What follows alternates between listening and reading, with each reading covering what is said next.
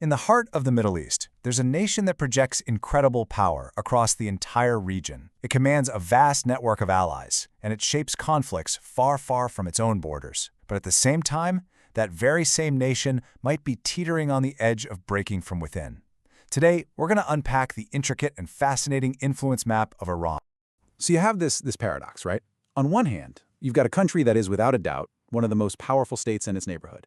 But behind that incredible projection of strength, there's a deep and growing internal fragility. So the big question we're really digging into today is this: which of these two powerful opposing forces is ultimately going to define Iran's future? Okay, so let's start with how Iran projects all that power. The absolute foundation of its foreign policy is this idea it calls the axis of resistance. Now, what is that? Well, it's essentially a network of allied governments and militant groups spread across the region, all of whom share Iran's opposition to the United States and Israel. And this map, wow, this really paints the picture, doesn't it? This isn't just about lines on a map or national borders. This is about strategic depth.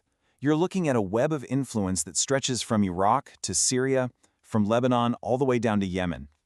Iran has spent decades building this network of allies and proxies, and it's what allows them to exert their influence far, far beyond their own territory. You have to understand, this network is built on a really powerful ideology. Just listen to this quote from Hussein Salami, who's a top commander in the Islamic Revolutionary Guard Corps. He says the resistance front has fought enemies on the ground and, quote, brought them to their knees. This really gives you a window into the worldview that drives their entire foreign policy. It's a belief in righteous struggle and ultimately regional dominance. So, you see this vast network, but who's actually directing it? Who's pulling the strings? Well, to understand that, we need to peel back a layer and take a look inside the command structure. And right at the very, very center of it all is one person, the Supreme Leader. Take a look at this chart of their Supreme National Security Council. You can see every major institution, doesn't matter if it's the president, the military, the judiciary, it all ultimately answers to this single central figure. It is an incredibly centralized system. So it's really crucial to understand what Supreme Leader actually means here. First off, this is not an elected position. The Supreme Leader is a cleric who has the final say, the ultimate, unelected control over everything. And I mean everything. That includes the military, of course, but it also extends to deciding who is even allowed to run for president or parliament. So yeah, Iran holds elections, but the final authority is absolute and, well, undemocratic. All right, so beyond the network of proxies and the political maneuvering, there is, of course, just raw, hard power. Let's take a look at Iran's military capabilities and see how it keeps the entire region under its reach. And this map really drives that point home. Iran's arsenal of ballistic and cruise missiles puts pretty much the entire Middle East, and even parts of Europe, within striking distance. I mean, look at the Shahab 3 missile. It has an extended range of 2,000 kilometers.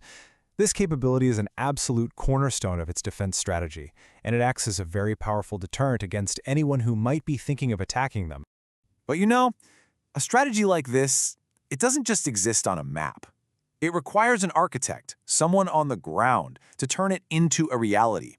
And for decades, that architect was one of Iran's most famous and most feared commanders. And that architect was Major General Qasem Soleimani. Just look at this map of his reported movements between 2012 and 2018. It's extraordinary. This shows a commander who wasn't just sitting in a bunker back in Tehran giving orders. No, he was personally on the ground, shaping the battlefields all across Iraq, Syria, and Lebanon. And let's get specific, just to see how hands-on this guy really was. We see him in Baghdad, right in the middle of political talks to form a government. Then, boom, he's in Aleppo, on the ground, personally preparing and overseeing a brutal siege. He's in Damascus, coordinating directly with Syrian military commanders. And he even flies all the way to Moscow for strategic planning with Russia. This was direct, boots-on-the-ground operational control. Okay, so that is the picture of undeniable strengths that Iran projects outward. But while all that is happening, the system itself is under immense strain from within. Let's turn the camera around and look at the completely different picture that's building inside the country. This is the other side of Iran. Because behind all the geopolitical strategy and the military maps are the lives of over 80 million people. And for so many of them, just daily life is a real struggle.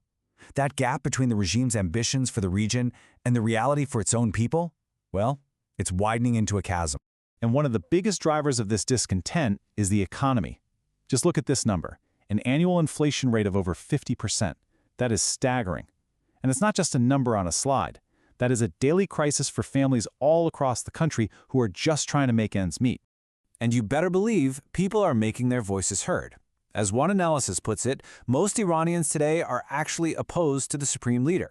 And they show that opposition through incredibly courageous and widespread street protests, which have now become a recurring feature of Iranian life.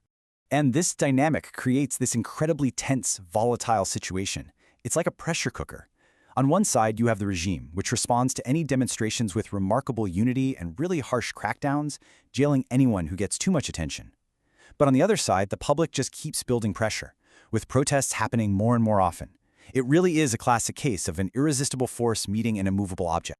So you take all of this, the external power, the internal rebellion, the economic crisis, you put it all together and it leads to a future that is deeply, deeply uncertain. So what could that breaking point be? Well, some analysts are suggesting that a military coup is a real possibility. But here's the interesting part. They think the candidates might not be the top generals who've gotten rich from the system. Instead, they're looking at the mid-level commanders, the younger officers who haven't really benefited in the same way and who might see a different path forward for the country. But, and this is a huge but, a coup would not necessarily lead to democracy. The potential outcomes are varied and, for a lot of people, pretty concerning. You could end up with a pragmatic military dictatorship. You could just get a new supreme leader who's pretty similar to the last one. Or, in maybe the most troubling scenario, you could see an even more hardline leader from the security services take control. And that brings us right back to where we started, to that central paradox. A nation with immense power outside its borders, facing a persistent rebellion from within its own people, and this wildcard possibility of a fracture in its own security forces. So, the question we're left with is this. Will Iran's future be defined by the enduring power of its regime, the unstoppable force of popular rebellion, or the completely unpredictable outcome of a military coup?